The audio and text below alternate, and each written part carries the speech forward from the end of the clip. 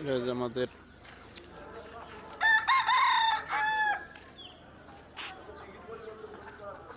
Kashiani junction দেখতে পাচ্ছেন। এটা হচ্ছে পার্কিং কাশিয়ানী রেলওয়ে স্টেশনের।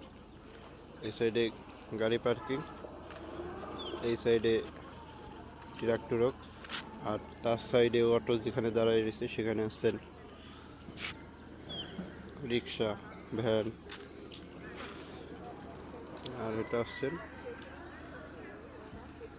স্টেশন। আর তার সাইডে এই দোকানপাট করছে, এখানে সিস্টেমটা সুন্দর করছে।